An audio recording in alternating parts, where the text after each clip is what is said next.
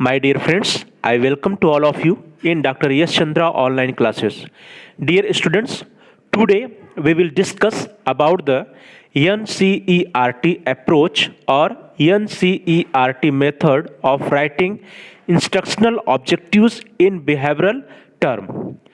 प्रिय विद्यार्थियों, आज हम लोग शिक्षण उद्देश्यों को व्यावहारिक रूप में लिखने की एनसीईआरटी विधि या एनसीईआरटी उपागम के बारे में अध्ययन करेंगे। दोस्तों, शिक्षण उद्देश्यों को व्यावहारिक रूप में लिखने की एनसीईआरटी उपागम या एनसीईआरटी विधि। दोस्तों, एनसीईआरटी का पूरा नाम है national council of educational research and training, जिसे हिंदी में हम लोग राष्ट्रीय शैक्षिक अनुसंधान एवं प्रशिक्षण परिषद कहते हैं, जिसका मुख्यालय नई दिल्ली में स्थित है। दोस्तों, एनसीईआरटी ने शिक्षण उद्देश्यों को व्यवहारिक रूप में लिखने की अपनी एक विधि विकसित की, जिसे हम लोग एनसीईआरटी विधि या एनसीईआरटी उपागम कहते हैं। एनसीईआरटी के प्रोफेसर श्रीवास्तव तथा शौरी ने अपने शोध के आधार पर शैक्षणिक लक्ष्यों का एक नया वर्गीकरण प्रस्तुत किया। दोस्तों, एनसीईआरटी के प्रोफेसर श्रीवास्तव तथा शौरी जी ने अपना एक रिसर्च किया, अपना शोध किया, और उन रिसर्च के जो रिजल्ट्स आए, जो शोध के जो रिजल्ट्स आए, उसके आधार पर उन्होंने जो शैक्षणिक लक्ष्य होते हैं, एजुकेशनल ऑब्जेक्टिव्स होती है, उसका एक नया वर्गीकरण या एक नया टेक्सोनॉमी प्रस्तुत किया, जिसका बेस्ड ब्लूम्स टेक्सोनॉमी था। तो दोस्तों, उसको हम लोग बोलते हैं Indian adaptation of Bloom's taxonomy. NCERT has worked and adapted the Bloom's taxonomy with some modification to suit with Indian situation. It clearly mentioned the cognitive, affective, and psychomotor domain with their instructional objectives as well as specification. दोस्तों, NCERT ने जो blooms taxonomy थी, जिसके बारे में हम लोगों ने पहले पढ़ा था, उसको भारतीय परिस्थितियों के अनुसार से अनुकूलित किया।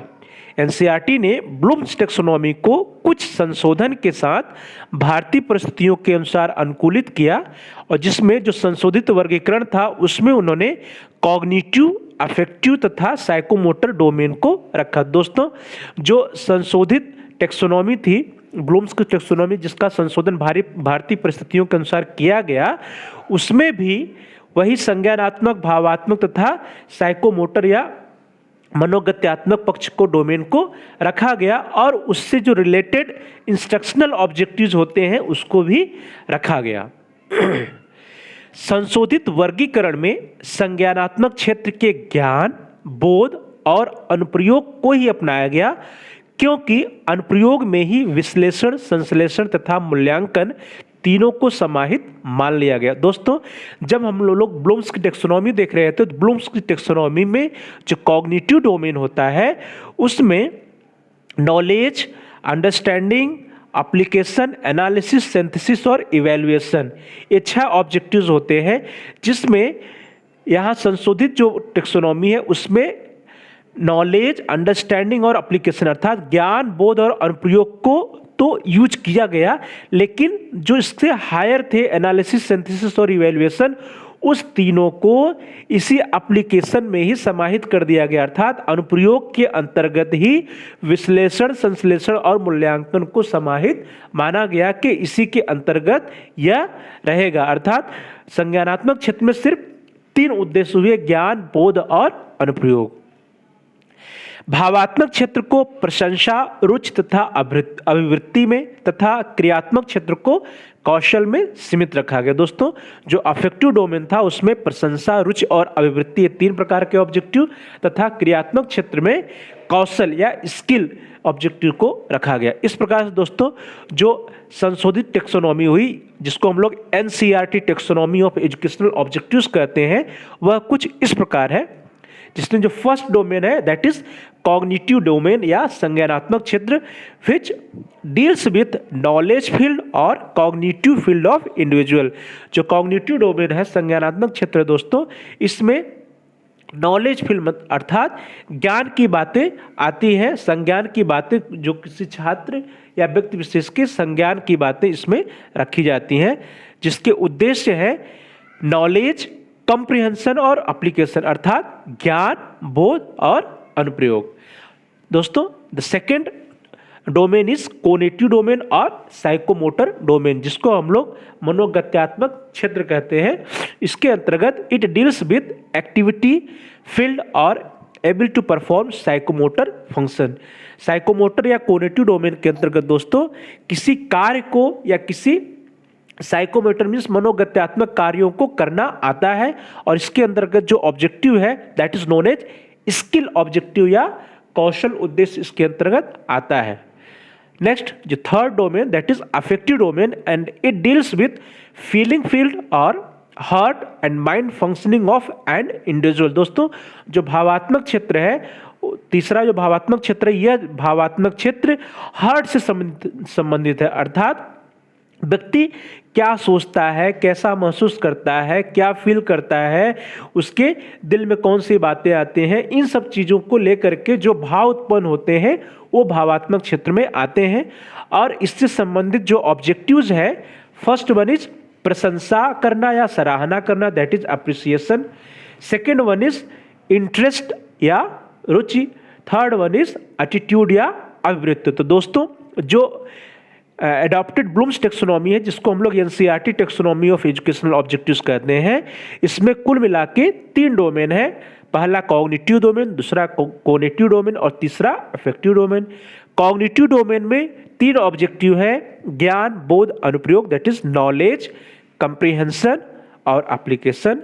जबकि कोग्निटिव या साइकोमोटर मनोगत्यात्मक जो डोमेन है, जो मनोगत्यात्मक क्षेत्र है, उसमें एक ऑब्जेक्टिव है दैट इज स्किल या कौशल।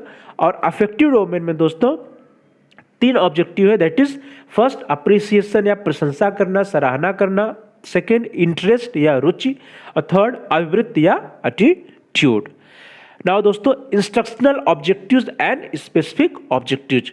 दोस्तों कक्षा शिक्षण का कार्य पूरी तरह से पाठ योजना के अनुदेशात्मक उद्देश्यों पर निर्भर करता है, और प्रत्येक विषय के पाठ योजना का क्षेत्र लक्ष्य छात्रों में विषय विशेष के संज्ञानात्मक, भावात्मक तथा क्रियात्मक उद्देश्यों का विकास करना होता है। दोस्तों जो क्लासरूम टीचिंग होती है, जो कक्षा शिक्षण होता है, कक्षा शिक्षण करने के पूर्व हम लोग लेसन प्लान बनाते हैं, पाठ योजना बनाते हैं, और जो पाठ योजना होता है वो पूरी तरह से जो उसके अंतर्गत इंस्ट्रक्शनल ऑब्जेक्टिव्स होते हैं, अनुदेशात्मक उद्देश्य होते हैं, उसी पर वह पाठ योजना निर्भर करता है। किसी भी विषय का जब हम पाठ योजना बनाते हैं तो उसके अंतर्गत जो उसके विषय विशेष के संज्ञानात्मक, भावात्मक तथा क्रियात्मक उद्देश्य होते हैं, उन्हीं की पूर्ति करना उस पाठ योजना का लक्ष्य होता है, और जो अनुदेशात्मक उद्देश्य होते हैं उन्हीं के माध्यम से हम उस पाठ योजना के अंतर्गत उस संज्ञानात्मक, भावात्मक तथा क्रियात्मक उद्देश्यों की पूर्ति करने का प्रयास करते हैं। नाउ प्रत्येक पक्ष या डोमेन में का अपना अनुदेशात्मक उद्देश्य होता है तथा प्रत्येक अनुदेशात्मक उद्देश्य का अपना विशिष्ट उद्देश्य होता है। दोस्तों जो 3 डोमेन है हमारे कॉग्निटिव, अफेक्टिव और साइकोमोटर डोमेन, हर डोमेन का अपना इंस्ट्रक्शनल ऑब्जेक्टिव्स होता है, और प्रत्येक इंस्ट्रक्शनल ऑब्जेक्टिव्स के अपने स्पेसिफिक ऑब्जेक्टिव्स होते हैं, जिसका निर्माण हम लोग पाठ्य योजना के अंतर्गत उद्देश्य लेखन कौशल के अंतर्गत करते हैं। दोस्तों विशिष्ट उद्देश्यों को कार्य प्रक्रियाओं या एक्शन वर्ब्स के रूप में लिखा जाता है। इसके पहले भी हम लोगों ने दोस्तों देखा था, जो रॉबर्ट मेगर्स की विधि या फिर अन्य विधियां थी, वहां पर भी कार्य प्रक्रियाओं या मेंटल एबिलिटीज का यूज किया जाता था स्पेसिफिक ऑब्जेक्टिव्स को लिखने के लिए। उसी तरह इस एनसीईआरटी अप्रोच या एनसीईआरटी उपागम में भी जो हम विशिष्ट उद्देश्य या स्पेसिफिक ऑब्जेक्टिव्स लिखेंगे, उन स्पेसिफिक ऑब्जेक्टिव्स को लिखने के लिए कुछ एक्शन वर्ब्स या कार्य प्रक्रियाओं का प्रयोग किया जाता है। Now the instructional objectives and specific objectives. दोस्तों हम देखेंगे अब कि प्रत्येक डोमेन के लिए कौन कौन से अनुदेशात्मक उद्देश्य तथा विशिष्ट उद्देश्य होते हैं। तो दोस्तों जो फर्स्ट डोमेन है दैट इज कॉग्निटिव डोमेन या संज्ञानात्मक पक्ष या संज्ञानात्मक क्षेत्र। तो कॉग्निटिव डोमेन के लिए फर्स्ट इंस्ट्रक्शनल ऑब्जेक्टिव या अनुदेशात्मक उद्देश्य होता है दोस्तों नॉलेज या ज्ञान, और जिसके लिए जो एक्शन वर्ब्स है या जो विशिष्ट उद्देश्य होते हैं वे कुछ इस प्रकार है। फर्स्ट, प्रत्यास्मरण करना या रिकॉल। सेकंड, प्रत्याभिज्ञान करना या पहचान करना, दैट इज रिकॉग्निशन। दोस्तों, जिसे हम लोग स्पेसिफिक ऑब्जेक्टिव या विशिष्ट उद्देश्य कहते हैं, उनको लिखने के लिए हम इसी एक्शन वर्ब्स का प्रयोग करते हैं जो नॉलेज इंस्ट्रक्शनल ऑब्जेक्टिव के अंतर्गत रिकॉल और रिकॉग्निशन अर्थात ज्ञानात्मक अनुदेशात्मक उद्देश्यों के विशिष्ट उद्देश्यों को लिखने के लिए हम प्रत्यास्मरण करना या प्रत्याभिज्ञान करना अथवा पहचान करना, that is recall and recognition, specific objectives या एक्शन वर्ब का प्रयोग करते हैं। दोस्तों, कॉग्निटिव डोमेन के अंतर्गत जो सेकेंड इंस्ट्रक्शनल ऑब्जेक्टिव्स है, जो दूसरा अनुदेशात्मक उद्देश्य है, वो है कॉम्प्रिहेंशन या बोध, और जिसके एक्शन वर्ब्स या विशिष्ट उद्देश्य है फर्स्ट, पहला अनुवाद करना या ट्रांसलेशन। दूसरा, उदाहरण देना या साइटिंग एग्जाम्पल्स। तीसरा, पहचान करना या आइडेंटिफाइज। चौथा, संबंध देखना और रिलेशनशिप। पांचवा, तुलना करना और कंपेयर्स। छठा, अर्थापन करना या व्याख्या करना, दैट इज इंटरप्रेट्स। सातवां, गलतियां ढूंढना या त्रुटियां ढूंढना, दैट इज डिटेक्ट एरर्स। आठवां, वर्गीकृत करना या क्लासिफाइज। नौवां, उल्लेख करना या व्याख्या करना, दैट इज एक्सप्लेन। एंड दसवां, 10th, भेद करना या विभेद करना, दैट इज टू डिस्टिंग्विश और टू डिस्क्रिमिनेट। तो दोस्तों, ये जो 10 एक्शन वर्ब्स है या विशिष्ट उद्देश्य है कॉम्प्रिहेंशन या बोध इंस्ट्रक्शनल ऑब्जेक्टिव्स के अंतर्गत, इन्हीं 10 एक्शन वर्ब्स का प्रयोग करके हम बोधात्मक अनुदेशात्मक उद्देश्य के अंतर्गत कॉम्प्रिहेंशन इंस्ट्रक्शनल ऑब्जेक्टिव्स के अंतर्गत विशिष्ट उद्देश्यों को लिखते हैं। Now the third instructional objectives under cognitive domain is application. दोस्तों, संज्ञानात्मक पक्ष के अंतर्गत जो तीसरा अनुदेशात्मक उद्देश्य होता है वो होता है अनुप्रयोग या एप्लीकेशन, और जिसके एक्शन वर्ब्स या स्पेसिफिक ऑब्जेक्टिव्स कुछ इस प्रकार हैं। फर्स्ट, पहला अप्लाइज या प्रयुक्त करना या प्रयोग करना। दूसरा, कारण बताना या तर्क करना, that is reasons.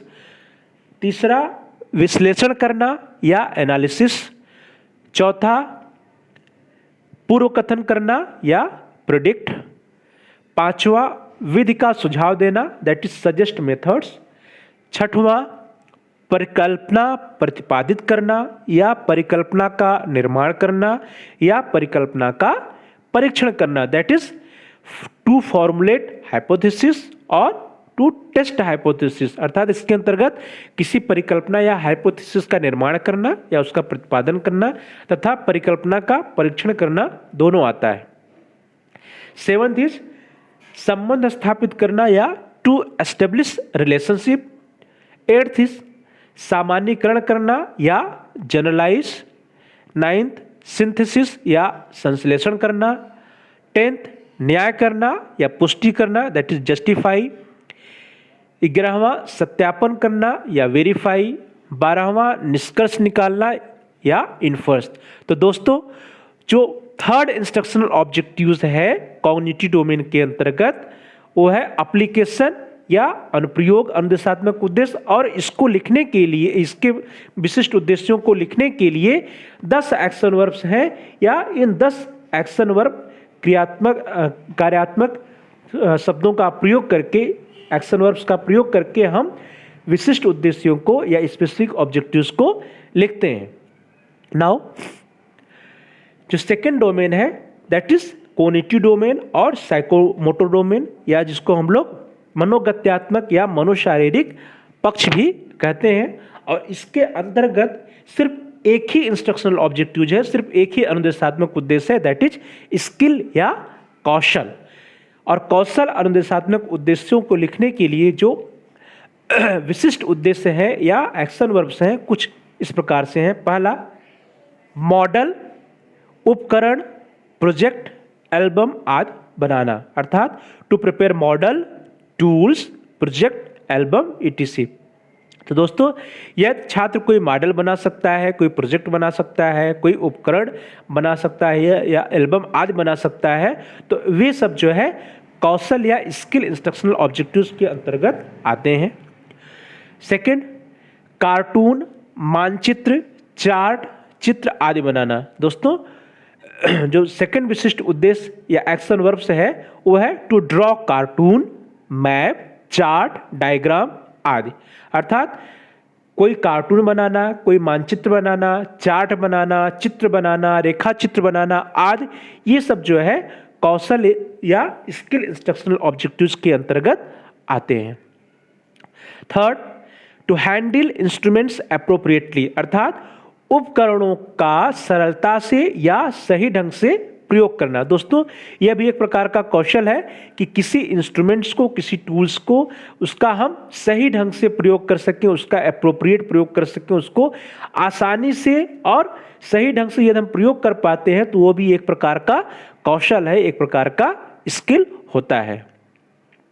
Fourth one is अवलोकन या सूचनाओं का उपयुक्त एवं शुद्ध चित्रण एवं अंकन करना, दैट इज रिकॉर्डिंग ऑब्जर्वेशंस, अर्थात दोस्तों यह भी एक प्रकार का कौशल है कि यदि हम कोई सूचना या कुछ अवलोकन कर रहे हैं तो उस ऑब्जर्वेशन का, उस अवलोकन का हम शुद्ध चित्रण कर सकें या उसके बारे में शुद्धता से लिख सकें या उसका हम शुद्धता से अंकन कर सकें। ठीक तरीके से, सटीक तरीके से यदि हम अंकन कर पाते हैं, उसका चित्रण कर पाते हैं या उसके बारे में लिख पाते हैं तो वह भी एक प्रकार का कौशल होता है। Next, conduct survey and interviews, अर्थात सर्वेक्षण तथा साक्षात्कार का आयोजन या संचालन करना। दोस्तों यह भी एक प्रकार का कौशल है कि हम कोई सर्वे करें, सर्वेक्षण कर पाएं, या कोई हम इंटरव्यू लेते हैं या साक्षात्कार करते हैं। यदि कोई छात्रों का साक्षात्कार करता है या कोई छात्र किसी प्रकार का सर्वेक्षण करता है, सर्वे करता है या किसी का जाकर के इंटरव्यू लेने में सक्षम हो जाता है तो यह भी एक प्रकार का कौशल या स्किल होता है। Next, sixth one is present data in symbolic form, आंकड़ों को सांकेतिक रूप में व्यक्त करना। दोस्तों जो भी हमें सर्वे से, इंटरव्यू से, ऑब्जर्वेशन से जो हमें डेटा मिलते हैं, जो आंकड़े मिलते हैं, यदि उन आंकड़ों का हम सही तरीके से किसी सिंबॉलिक फॉर्म में उसको हम निरूपित कर पाएँ, उसको सांकेतिक रूप में लिख पाएँ, उन आंकड़ों का उन आंकड़ों या डेटा को हम व्यवस्थित रूप में ऑर्गेनाइज कर पाएँ तो यह भी एक प्रकार का कौशल होता है। तो दैट इज आंकड़ों को सांकेतिक रूप में व्यक्त करने की जो कला है वह भी एक प्रकार का स्किल या कौशल होता है। नेक्स्ट, सेवंथ इज तत्काल मॉडल तैयार करना, दैट इज इम्प्रोवाइज मॉडल। दोस्तों यदि किसी विषय या किसी टॉपिक से रिलेटेड या किसी कंसेप्ट पे छात्र कोई मॉडल तैयार कर लेते हैं तो मॉडल तैयार करना भी एक प्रकार का विशिष्ट उद्देश्य या एक प्रकार का कौशल होता है। नेक्स्ट, किरदार निभाना, कंडक्ट रोल प्ले। दोस्तों यदि कोई छात्र किसी प्रकार का रोल प्ले कर लेता है, कोई रोल उसको बताया जाता है, कोई अभिनय दिया जाता है और उसको उस किरदार को वह अच्छे से निभा लेता है या उसका रोल प्ले कर लेता है तो यह भी एक प्रकार का कौशल होता है, अर्थात किसी किरदार को निभाना या कोई रोल प्ले करना भी एक प्रकार का कौशल है। नेक्स्ट, नाटक, व्यायाम आदि में अभिनय करना, that's acting in reel and drama. दोस्तों यदि छात्रों के अंदर हम उन अभिनय क्षमता का विकास करते हैं और छात्र अभिनय करने में सक्षम हो जाते हैं, अर्थात किसी नाटक में, किसी व्यायाम में, किसी एकांकी आदि में, किसी कहानी में कोई एकांकी करते हैं और उसमें छात्र अच्छी तरह से अभिनय कर पाते हैं या उसमें एक्ट कर पाते हैं तो यह भी एक प्रकार का कौशल होता है, दैट इज नाटक, व्यायाम आदि में अभिनय करना या acting in reel and drama. Next, साहित्यिक तथा कलात्मक कार्यों में प्रतिभा करना, that is participation in literary and arts work. दोस्तों जिस भी विषय के से संबंधित छात्र होते हैं उस विषय के साहित्य या उस विषय के लिटरेरी एंड आर्ट्स वर्क में अर्थात साहित्यिक एवं कलात्मक कार्यों में यदि छात्र प्रतिभाग करता है, उसमें पार्टिसिपेट करता है, तो यह भी एक प्रकार का कौशल होता है। Now the next domain is the third domain, that is affective domain या भावात्मक क्षेत्र या भावात्मक पक्ष। और इसके अंतर्गत दोस्तों जो फर्स्ट इंस्ट्रक्शनल ऑब्जेक्टिव या अनुदेशात्मक उद्देश्य होता है, दैट इज अप्रिसिएशन या प्रशंसा करना या सराहना करना। और जिसके लिए दोस्तों जो स्पेसिफिक ऑब्जेक्टिव्स या विशिष्ट उद्देश्य है, जो एक्शन वर्ब्स हैं जिनका प्रयोग करके हम विशिष्ट उद्देश्यों को लिखेंगे। फर्स्ट, बहुमूल्य कार्य, समृद्ध विरासत, सामाजिक सक्रियता आदि पर प्रशंसा व्यक्त करना, that is express appreciation on valuable work, rich heritage, social activism आदि इट्स एक्स्ट्रा। दोस्तों यदि छात्रों के अंतर किसी बहुमूल्य कार्य या अच्छे कार्य के लिए कोई विरासत, समृद्ध विरासत है, रिच हेरिटेज है, या कोई सोशल वर्क है, सोशल एक्टिविज्म है, उससे रिलेटेड वे उसकी प्रशंसा करते हैं, उसकी सराहना करते हैं, तो यह भी एक प्रकार का छात्रों के अंदर भावात्मक विकास है, अर्थात यह भी भावात्मक क्षेत्र का अनुदेशात्मक उद्देश्य होता है कि छात्र बहुमूल्य कार्यों, समृद्ध विरासत, सामाजिक सक्रियता आदि पे प्रशंसा व्यक्त करें, उसकी सराहना करें। सेकेंड इज समाज में प्रचलित अच्छे और बुरे कर्मों को पसंद करना और नापसंद करना, that is show like and dislike of good and bad deeds prevailing in the society. दोस्तों जो समाज में अच्छे कार्य और बुरे कार्य हैं, तो अच्छे कार्यों को पसंद करना और बुरे कार्यों को नापसंद करना, डिसलाइक करना, अच्छे कार्यों को लाइक करना, यदि छात्रों के अंदर इस प्रकार के गुणों का विकास हो जाता है कि वे अच्छे कार्यों को पसंद करने लगते हैं, उसकी प्रशंसा करते हैं, सराहना करते हैं, तथा गलत कामों को या बुरे कामों को डिसलाइक करते हैं, नापसंद करते हैं, उनकी निंदा करते हैं, तो यह भी एक प्रकार का भावात्मक विकास या भावात्मक पक्ष का विकास होता है। नेक्स्ट, थर्ड वन इज वांछनीय सामाजिक कल्याण कार्यक्रमों में भागीदारी, that is participation in desirable social welfare programmes. दोस्तों यदि जो सामाजिक कार्यक्रम होते हैं, सामाजिक कल्याण के कार्यक्रम होते हैं, जो विषय से संबंधित सामाजिक कल्याण के कार्यक्रम है, यदि छात्र उसमें भाग लेता है और उसमें कुछ पार्टिसिपेट करता है, तो वह भी भावात्मक क्षेत्र का विकास होता है। छात्र उसकी प्रशंसा करते हैं, उसकी सराहना करते हैं या उसमें पार्टिसिपेट करते हैं, तो यह भी एक प्रकार का भावात्मक पक्ष या भावात्मक क्षेत्र का विकास करना होता है। Now the second instructional objectives या दूसरा अनुदेशात्मक उद्देश्य भावात्मक पक्ष के अंतर्गत है रुचि या इंटरेस्ट, और जिसके स्पेसिफिक ऑब्जेक्टिव्स या एक्शन वर्ब्स हैं। फर्स्ट, पहला, ध्यान, जिज्ञासा, प्रेरणा, इच्छाएं आदि दिखाना, to show attention, curiosity, motivation, desires extra.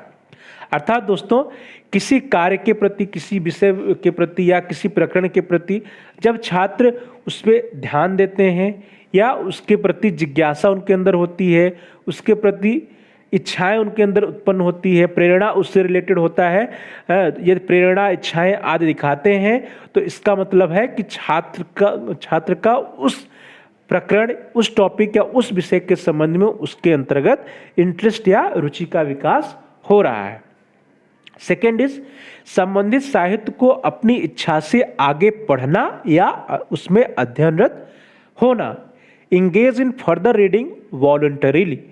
अर्थात दोस्तों अगर वॉलंटरीली जो है छात्र किसी संबंधित साहित्य, मतलब अर्थात अपने विषय से संबंधित साहित्य को अपनी इच्छा से, बिना किसी जोर जबरदस्ती के अपनी इच्छा से पढ़ते हैं, बिना किसी दबाव के पढ़ते हैं, तो यह प्रदर्शित करता है कि छात्र के अंतर्गत उस विषय से संबंधित या उस प्रकरण से संबंधित उसके अंतर्गत रुचि या इंटरेस्ट है।